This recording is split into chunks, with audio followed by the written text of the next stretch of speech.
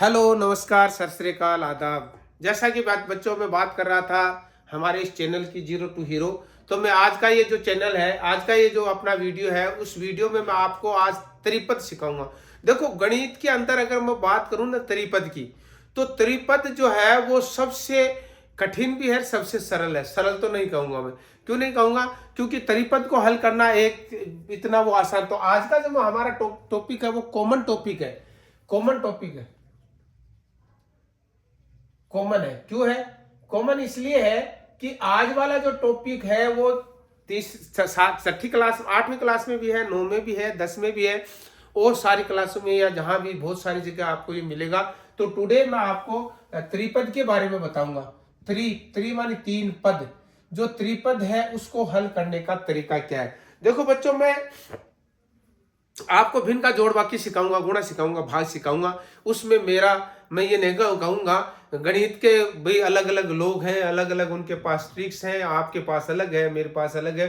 तो मेरा जो भिन्न का जोड़ व बाकी का जो ट्रिक है हो सकता है आपका और हमारा मेल न खाए, लेकिन जब आप देखोगे तो मेरे उस वीडियो के आप फैन बन जाओगे। आज मैं जो आपको त्रिपद पढ़ा रहा हूं, वो भी मैं ये नहीं कह रहा कि ये जो त्रिपद मैं आपको पढ़ा रहा हूं वो आपकी किताब के अकॉर्डिंग पढ़ा रहा हूं या कैसे नहीं पढ़ा रहा हूं, बट मैं आपका कॉन्सेप्ट एकदम क्लियर कर दूंगा कि त्रिपद को किस तरीके से हल किया जाता है या त्रिपद को हल करने के नियम क्या है। मैं तो जब मेरे पास बच्चे पढ़ते हैं तो मैं उनको पहले त्रिपद पढ़ाने से पहले उनको 4-5 चीजें याद करवाता हूं, उसके बाद त्रिपद पढ़ाता हूं। अब त्रिपद तो आप समझ गए होंगे, जिसमें 3 पद है।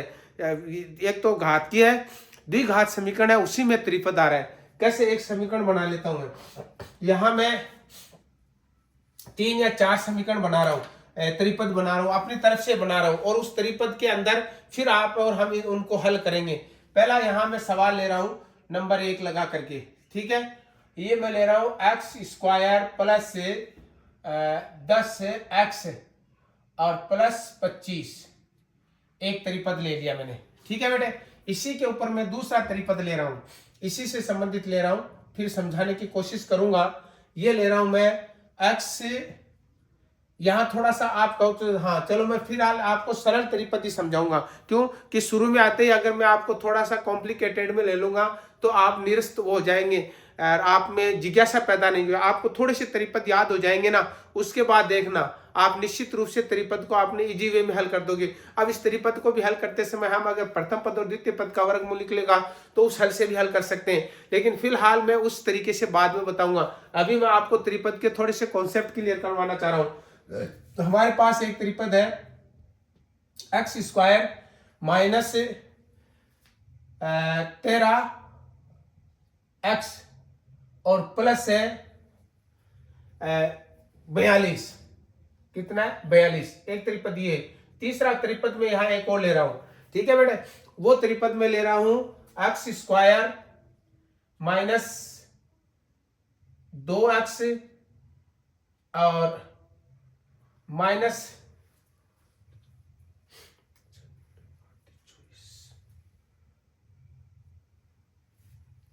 बना लेता हूं मैं। तो देखो, त्रिपद में बना रहा हूं, वो ज्यादा कठिन भी ना हो, इस तरीके से मैं बना रहा हूं। और तो मैं यहां ले लेता हूं, मान लो 35 ले लेता हूं, ठीक है बेटे। 35 ले लेता हूं, ठीक है। एक त्रिपद और बना लेता हूं मैं, चौथा त्रिपद। उसके अंदर और देख लो आप। मैं फिलहाल आपको 4 त्रिपद है उनका थोड़ा सा कॉन्सेप्ट क्लियर करूंगा। उसके बाद हमारा जो त्रिपद का जो एक अलग वीडियो आएगा, बड़ा लंबा वीडियो आएगा, जिसमें एकदम हर एक चीज बात को आपको समझाई जाएगी। मैं ये चाहूंगा कि ये जो त्रिपद आपको समझाऊं वो कम से कम आप इस तरीके से समझें कि आपका थोड़ा सा कॉन्सेप्ट क्लियर हो जाए। अगला हमारा एक त्रिपद हो रहा है x square plus x minus 72। ये मान लो हमारा त्रिपद हो गया। और भी बना सकते हैं। फिलहाल मैंने ये जो त्रिपद बनाए हैं, इन त्रिपदों के बारे में हम कोशिश करेंगे समझाने की। त्रिमानी 3 होते हैं पद, 3 पद हैं। देखो, इसमें एक घातांक द्विघात समीकरण के हिसाब से एक तो इसमें द्विघात है, उसके बाद में एक अचर राशि है और ये चराशियां। ये इस तरीके से इनका ये जो है। फर्स्ट ऑफ ऑल आपको क्या करना है त्रिपद हल करने के लिए एकदम आराम से इजी वे में समझना। मैं इनके 4 नियम भी लिखूंगा, फिर उनको समझाने की कोशिश भी करूंगा। इनके में देखो त्रिपद में गलतियां कहाँ होती हैं? गलतियां वहां होती हैं जहां आपको उनके चिन्हों के बारे में पता नहीं है। तो मैं ये चाहूंगा अब आपके सर ने या मैडम ने या आपने जहां गणित सीखी है उसमें ये मेरे वाले नियम है या नहीं है, या आपने इस तरीके के कभी सीखे ही नहीं, यारो गुरुजी आपने कहाँ से नियम बना दिए, ये तो हमने कभी सीखा ही नहीं। मैं उन बात में नहीं जाना चाहता, लेकिन मेरा जो कॉन्सेप्ट है वो ये है कि आपको समझाने की पूरी कोशिश कर रहा हूं। पहला नियम मैं बनाऊंगा नंबर 1, इस पर, क्या इस पर बना रहा हूं, कोशिश करना। देखो ये प्लस है, ये प्लस है, ये प्लस है, तो तीनों पद धनात्मक हैं। कितने? तीनों पद। पहला नियम बना रहा हूं, तीनों पद धनात्मक है तो दोनों टुकड़े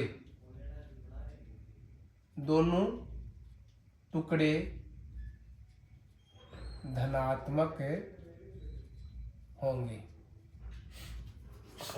एक नियम बता दिया मैंने, त्रिपद के तीनों पद धनात्मक है तो जो आप टुकड़े बनाओगे या जो गुणनखंड करोगे या जो गुणनखंड के टुकड़े बनाओगे वो दोनों के दोनों टुकड़े धनात्मक होंगे।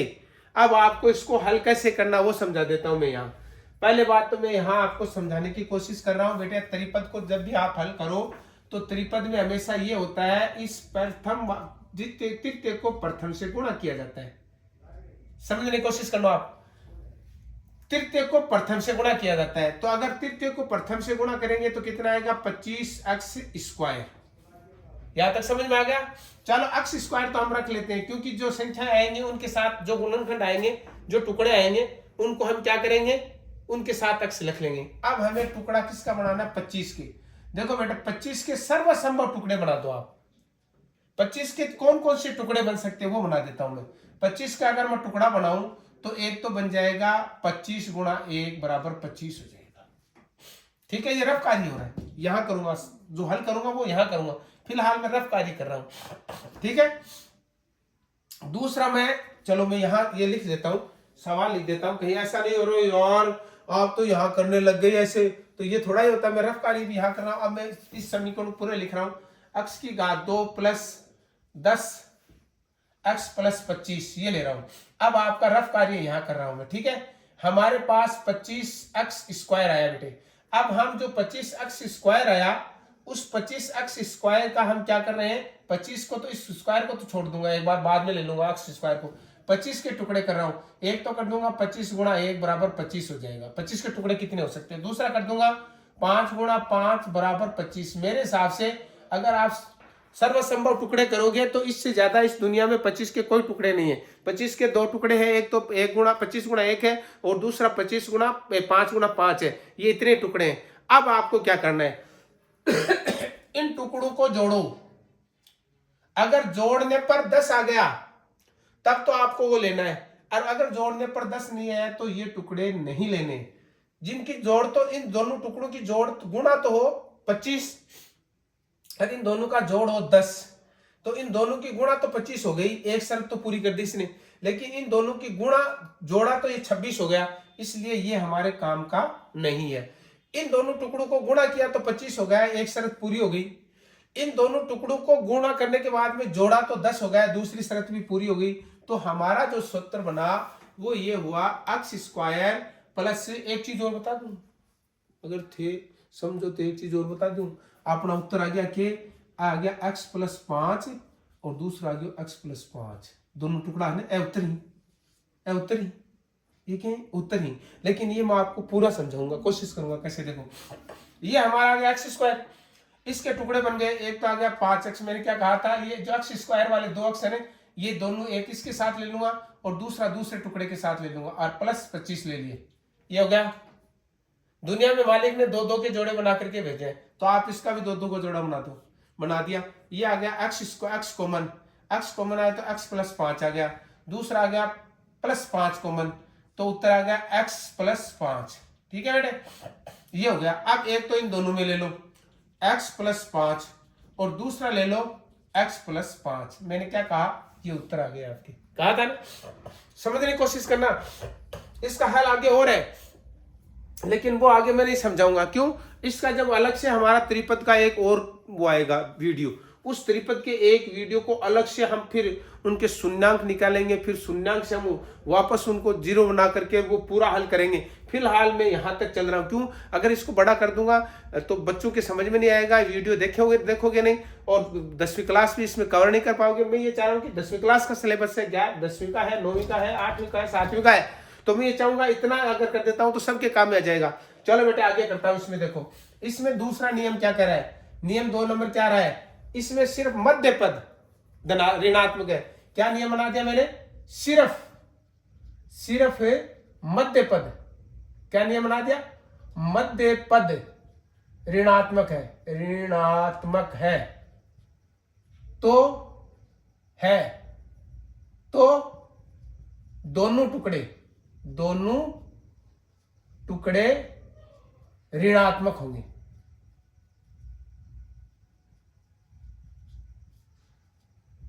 आप बात समझने की कोशिश करो। आप यार कहते यार गुरुजी ये नियम कहां से बना दिया आपने? कई बार क्या होता है यार, तो मैं देखो मेरी बात सुनो, मैं ये नहीं कह रहा कि ये नियम आपके पास आए हैं कि नहीं आए हैं, आपने पढ़े हैं कि नहीं पढ़े हैं, लेकिन मैं तो जब 1990 से पढ़ा रहा था तो धीरे धीरे मेरे को तो ये बहुत सारी चीजें है ना, मैंने अपने आप वो इजाज कर लिया, मेरे अपने आप ही वो दिमाग में बैठ गई। तो मैं ये चाहूंगा कि आप इनको आप देखो, अगला देखो, ये 2 नियम बता दिए मैंने। पहला नियम क्या कहा? अगर दोनों टुकड़े सारा धनात्मक है तो दोनों टुकड़े धनात्मक हो गए। दूसरा नियम मैंने क्या कहा? सिर्फ मध्य पद ऋणात्मक है तो दोनों टुकड़े ऋणात्मक होंगे। मैं इसको यही हल कर देता हूं बेटे, ठीक है, उन दोनों को उधर कर देता हूं। अब देखो पहला मेरा सवाल ले रहा हूं, क्या? x² - 13x + 42, ठीक है बेटे, ये हमने ले लिया। अब मैं चाहूंगा कि हमारा ये जो हल है, रफ कार्य में थोड़ा सा यहां कर लेता हूं, मेरे हिसाब से इतनी दूर में अपना सवाल हो जाएगा। यहां से मैं रफ कार्य शुरू कर देता हूं। कैसे कर देता हूं? मैंने क्या कहा? इन दोनों को गुणा करेंगे। आप अगर इन दोनों को गुणा करोगे तो ये कितना आ जाएगा? 42x²। मैंने क्या कहा? 42 से सर्वसंभव टुकड़े कर दो आप, एकदम इजी वे में, बिल्कुल टेंशन लेने की जरूरत नहीं है। 42 का मैं टुकड़े शुरू करता हूं, 42 × 1 42 हो जाएगा, फिर 21 × 2 42 हो जाएगा, फिर 3 के में आता नहीं है, 4 के में नहीं आता, 5 के में नहीं आता है, 6 के में भी 6 तो 42 6 के में आता है, तो 7 × 6 = 42। फिर 8 में नहीं आता है, 9 में नहीं आता है, 10 में भी नहीं आता है, और सॉरी हाँ ये 6 हो गया, और फिर 7 में आता, वापस 7 में आता, तो वो तो एक ही बात है। इसलिए मेरे हिसाब से 42 के अगर सर्वसंभव 2 टुकड़े करें तो इसके अलावा दुनिया में नहीं है। एक तो 42 × 1 है, एक 21 × 42 है, 21 × 2 42 है, एक 7 × 6 या 6 × 7, इनके अलावा और टुकड़े नहीं है। अब आपको मैंने क्या कहा? सिर्फ मध्य पद, कौन सा? सिर्फ मध्य पद ऋणात्मक है। तो बेटे ये जो टुकड़े बनेंगे ना, ये दोनों ऋणात्मक होंगे, यानी ये भी ऋणात्मक होगा, ये भी ऋणात्मक, ये भी ऋणात्मक, ये भी ऋणात्मक, ये भी ऋणात्मक, ये भी ऋणात्मक। यहां तक क्लियर हो गई समझ में? क्योंकि ऋणात्मक को गुणा करेंगे तो धनात्मक हो जाएगा। अब आपका उत्तर आ गया, देखो क्या है। 42 को ये अपने गुणा क्या करिए, गुणा तो 42 होनी चाहिए, और गुणा तो 42 होनी चाहिए, जोड़ 13 होना चाहिए। चलो 42 को 1 से गुणा किया, 42 हो गया, ये कंडीशन पूरी हो गई। बट 42 में 1 और जोड़ दोगे 43 हो जाएगा। सो ये हमारे काम का नहीं है। इधर देखो 21 को 2 से गुणा करेंगे, 42 हो गई, एक शर्त पूरी हो गई। लेकिन 21 में माइनस के 2 और जोड़ेंगे तो ये 24 हो जाएंगे, ये हमारी शर्त को पूरा नहीं कर रहा है। अब देखो 7 को हम 6 से गुणा करेंगे, 42 हो जाएगा, और 7 में -6 जोड़ेंगे तो 13 हो जाएगा, ये हमारी कंडीशन को पूरा कर रहा है। हमारा जो उत्तर आएगा वो क्या आएगा? x - 7 और x - 6, ये हमारा उत्तर भी आ गया। लेकिन आपको मैं यहाँ पूरा नहीं बताऊंगा। अब हम क्या करेंगे, यहाँ लिखेंगे, यहाँ हम लिखेंगे x² - 7x - 6x + 42। कुछ बच्चे कहते हैं गुरुजी बड़ा लिखूं या छोटा लिखूं? देखो इस वाले में हम ज्यादातर बड़ा पहले लिखेंगे, बाकी आप छोटा पहले लिख दो चाहे बड़ा लिख दो, इसमें कोई फर्क पड़ने वाला नहीं है, कोई प्रॉब्लम नहीं है। यहां मैंने कॉमन ले लिया, x कॉमन लेते हैं, x - 7 आ गया, दूसरा यहाँ -6 कॉमन ले लिया और x -7 आ गया। क्यों आ गया? 6 से तो -6 का भाग अगर हम इसमें देंगे तो -7 आ जाएगा। एक हमारा उत्तर आ गया x -7 और दूसरा हमारा उत्तर आ गया x -6। ये मैंने क्या कहा था, ये जो दोनों टुकड़े हैं वो क्या हो गए, निशान में ये हो गया। अब देखो त्रिपद में, त्रिपद का एक तीसरा नियम है, बड़ा नियम है, उसको आप किस तरीके से हल करेंगे। 3 नंबर नियम, मेरा नियम मैं बता रहा हूं, हो सकता है आपको कहीं नहीं मिला हो या आपको थोड़ा अटपटा भी लगेगा, लेकिन मैं ये नहीं चाहता कि मेरा जो मेरे पास है मैं देने की कोशिश करूंगा। मैं ये भी चाहूंगा कि आप मेरे इस मैटर को लेवें या इस तरीके को लेवें। कैसे लेना, देखो अगर मैं बात करता हूं त्रिपद के प्रथम पद का, त्रिपद का प्रथम, या तो प्रथम पद या तृतीय पद, ठीक है, कोमा प्रथम व द्वितीय, प्रथम व द्वितीय, ठीक है, कोमा द्वितीय व तृतीय, द्वितीय व तृतीय पद ऋणात्मक है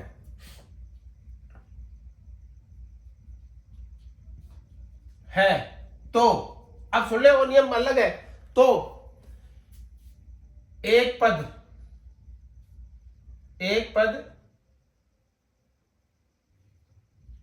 ऋणात्मक होगा, अब एक पद, दूसरा पद धनात्मक होगा, ठीक है बेटे। ऋणात्मक वाले को मैं माइनस लगा देता हूं, धनात्मक वाले को प्लस लगा देता हूं। ये एक अपना नियम बन गया, याद करना पड़ेगा।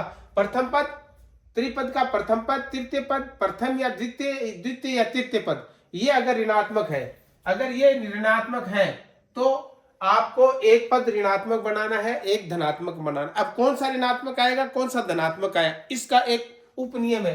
3 नंबर नियम का उपनियम है क्या, 3A, क्या नाम है उसका, 3A। वो क्या कहता है, अगर मध्य पद, अगर इसी का है, इसी का, कहीं इसमें नहीं जा रहा हूं मैं, इसी का है, अगर मध्य पद ऋणात्मक है यानी माइनस का है, तो बड़ा टुकड़ा ऋणात्मक होगा।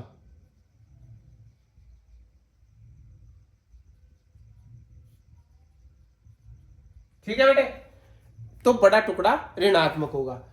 अब दूसरा इसी का B, और छोटा टुकड़ा, छोटा सीधा लिख देता हूं, धनात्मक होगा। अब थोड़ा और शॉर्ट कर देता हूं, इसी 3 का B, मध्य पद धनात्मक है, धनात्मक हो या है कर ले, है, तो बड़ा टुकड़ा धनात्मक होगा।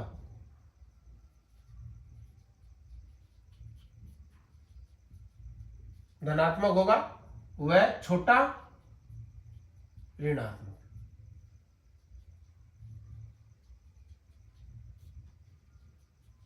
ये थोड़ा सा कंफ्यूजन वाला है, आपको बहुत ज्यादा कंफ्यूजन में जाने की जरूरत नहीं है। मैंने क्या कहा है, त्रिपद का प्रथम पद, तृतीय पद, प्रथम या द्वितीय पद, द्वितीय या तृतीय पद अगर ऋणात्मक है तो प्रथम त्रिपद का एक टुकड़ा ऋणात्मक होगा, दूसरा टुकड़ा धनात्मक होगा।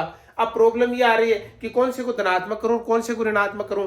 बिल्कुल भी प्रॉब्लम नहीं है। क्यों नहीं है, क्योंकि इसलिए नहीं है कि ए वाला नियम बता दिया, अगर मध्य पद ऋणात्मक है तो बड़ा टुकड़ा ऋणात्मक बना दो, अगर मध्य पद धनात्मक है तो बड़ा टुकड़ा धनात्मक बना दो। हो सकता है ये नियम आपने कभी नहीं पढ़ा हो, लेकिन मैं तो ये चाहूंगा ये नियम आप अच्छी तरीके से याद कर लो, एकदम कंफर्म कर लो, क्लियरली याद कर लो। क्यों, क्योंकि ये त्रिपद के ये नियम अगर आप याद कर लोगे तो जिंदगी में कभी नहीं भूलोगे। और इस तरीके से याद करो कि आपके मम्मी पापा को भी ये पता चले, रात को आप याद करो। ये त्रिपद का ये तो यानी कहने का मतलब आपको बहुत अच्छी तरीके से इनको याद करना है। एक बार पुनः देख लो, मैं यहां बता रहा हूं, चलो ये शॉर्ट में बाद में बता दूंगा। अब देखो मैं ये दोनों त्रिपद ले रहा हूं यहाँ, ठीक है बेटा, ये ले रहा हूं पहला पद, इसका जो तीसरे का जो पहला है वो ले रहा हूं, और इसका फिर ये चौथा ले लूंगा, तीसरा ले रहा हूं मैं, तीसरा त्रिपद यहां ले रहा हूं। कैसे? X square minus 2x minus 35। मैंने क्या कहा? त्रिपद का द्वितीय, द्वितीय और तृतीय देखो, द्वितीय और तृतीय, द्वितीय, द्वितीय और तृतीय आ गया ना सागे।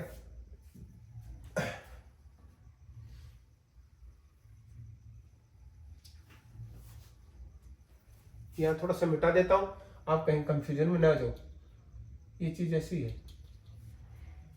द्वितीय और तृतीय आ गया ना ऋणात्मक, तो देखो ये ऋणात्मक हो गया, इसका मतलब क्या होगा? ये तो तय हो गई, कौन सी बात तय होगी कि एक तो ऋणात्मक होगा और एक धनात्मक होगा। चलो मैं कोशिश करता हूं कौन सा ऋणात्मक कौन सा धनात्मक होगा उसकी भी मैं कोशिश करता हूं।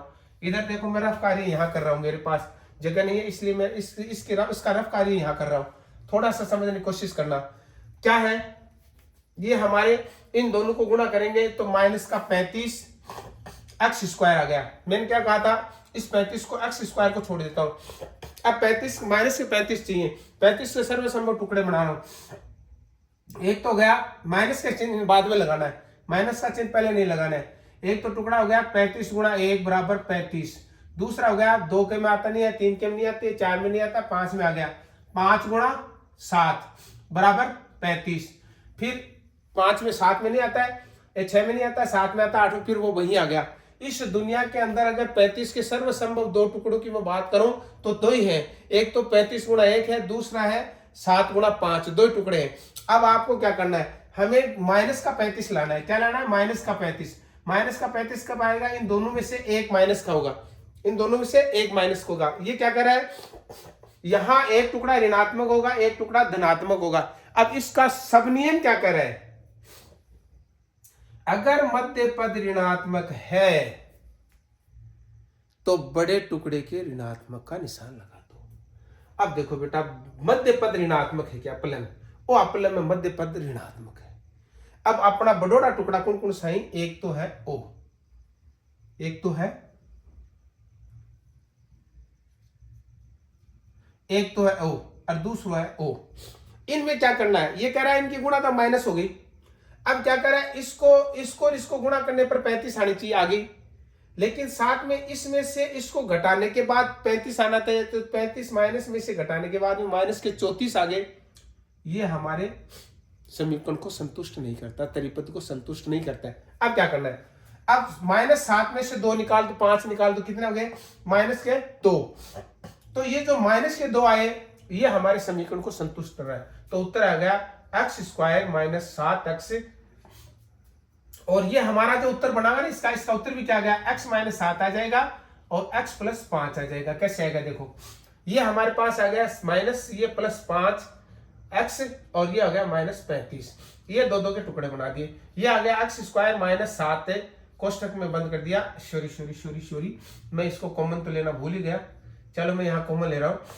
ये आ गया, मैंने x कॉमन ले लिया, x कॉमन लेते आ गया x माइनस 7, दूसरा मैंने कॉमन ले लिया प्लस का 5 और हमारा उत्तर आ गया x माइनस 7। एक तो हमारा उत्तर आ गया x माइनस 7, दूसरा हमारा उत्तर आ गया x प्लस 5। इजी है, इसको और हल कर देता हूं। इसकी अगर मैं बात करूं तो हमारा समीकरण है x square plus x minus 72। हमें क्या करना है? इस 72 के समबाहु टुकड़े करने। अब मैंने क्या कहा था? इन दोनों की गुणा करेंगे पहले हम। ये आ गया हमारे पास माइनस का 72 एक्स स्क्वायर। ये जो एक्स स्क्वायर है वो सब बाद में लगा देंगे। 72 के सर्वसंभव टुकड़े कर रहा हूं, मैं इधर कर रहा हूं। पहला टुकड़ा कर रहा हूं 72 गुणा 1 बराबर 72 हो गया। फिर 2 के में करता हूं तो 36 दूनी 72, 36 दूनी 72। तीसरा करता हूं 3 का में 12 24 दूनी 72, तो एक हो जाएगा 24 गुणा 3। फिर 4 का में, अगर 4 का में 72 का टुकड़ा करा तो 4 कम क्यों जिसी 24 को 24 दूनी 48, 3 में आ गया 72, 4 की करा 18 18 18 54 18 72, यानी 18 गुणा 4 5 के में आता नहीं है, 6 के में आ जाएगा। 6 में क्या होगा, 12 छिकाणी 72। 7 में नहीं आता, 8 में आ जाएगा। 8 में क्या आ गया, 9 गुणा 72। 9 गुणा 8 को गुणा तो 9 गुणा 8 बराबर 72। अब उसके बाद में 10 में नहीं आएगा, 11 में, फिर 12 में। 12 में यहां से उल्टा वापस शुरू हो जाएगा। बस दुनिया में इतने सर्वसम्मत टुकड़े 72 के। अब आपको क्या करना है, इसमें देखो, अगर त्रिपद का, सब में देखो, त्रिपद का मध्य पद धनात्मक है तो बड़ा टुकड़ा धनात्मक होगा। अब बड़ा टुकड़ा क्या है, हमारे बड़ा टुकड़ा एक तो ये है, ये धनात्मक हो गया, इसका मतलब ये ऋणात्मक हो गया, ये ऋणात्मक हो गया, ये ऋणात्मक हो गया, ये ऋणात्मक हो गया, ये ऋणात्मक हो गया, ये ऋणात्मक हो गया। ठीक है बेटे, अब हमें क्या करना है, 72 को 1 से गुणा किया, 72 आ गया, ये हमारा एक संतुष्टि मिल गई। लेकिन 72 में से 1 निकाला तो 73 है, ये हमें संतुष्ट नहीं करता है। 36 में से 2 निकाले, 34, ये भी संतुष्ट नहीं करता है। 24 में से 3 निकाला, ये भी पसंद नहीं करता है। 18 में से 4 निकाले, ये भी नहीं करता है। 12 में से 6 निकाले, ये भी नहीं करता है। और 9 में से 8 निकाला, 1 ये करता है। तो हमारा उत्तर क्या आएगा, हमारा उत्तर आएगा x + 9 और x - 8, ये हमारा उत्तर आ जाएगा। चलो इसके टुकड़े कर रहा हूं मैं, x² + 9x - 8x - 72। देखो बेटे, ये दो के टुकड़े कर दिए। ये हो गया x कॉमन ले लिया, x + 9, और दूसरा आ गया -8 कॉमन, तो ये आ गया x + 9। एक तो इन दोनों में से कॉमन आ गया x + 9, और दूसरा आ गया x - 8। ये हमारा सर्वसम्भव टुकड़े। ये हमने आपको त्रिपद समझाने की पूरी कोशिश की है। मैं इसका थोड़ी सी सब उसमें बता देता हूँ, एक शॉर्ट में ये बता देता हूँ। त्रिपद के अंदर अगर सारे पद धनात्मक है तो जो टुकड़े बनेंगे वो धनात्मक बन जाएंगे। अगर मध्य पद ऋणात्मक, सिर्फ मध्य पद ऋणात्मक है तो दोनों टुकड़े ऋणात्मक बन जाएंगे। अगर त्रिपद में प्रथम पद, द्वितीय पद, तृतीय पद, या प्रथम द्वितीय या द्वितीय तृतीय पद ऋणात्मक है तो एक टुकड़ा ऋणात्मक हो जाएगा, एक टुकड़ा धनात्मक हो जाएगा। अब ऋणात्मक कौन सा होगा, जो मध्य पद ऋणात्मक है तो बड़ा टुकड़ा ऋणात्मक बना देना, अगर मध्य पद धनात्मक है तो बड़ा टुकड़ा धनात्मक बना देना। इस तरीके से ये हमारा जो पूरा त्रिपद का एक शॉर्ट वीडियो, बड़ा नहीं कहूंगा, त्रिपद के बारे में एक विस्तृत वीडियो डालने वाला हूं जिसमें आप त्रिपद कभी नहीं भूलोगे, सारे तरीके बताए जाएंगे उसमें। आपको ये हमारा वीडियो कैसा लगा इस पर आप कमेंट करना, कहाँ आपको अच्छा लगा वहां कमेंट करना, कहाँ आपको कमियां महसूस हुई वहां बताना। इसके अलावा इस हमारे वीडियो को आप शेयर करना। मेरा एक दूसरा चैनल है इकबाल खान व्लॉग के नाम से, जो मोटिवेशनल चैनल है, उसको भी आप सब्सक्राइब कर लेना, इसको भी आप सब्सक्राइब कर लेना, अपने दोस्तों को शेयर करना। जय हिंद, जय भारत।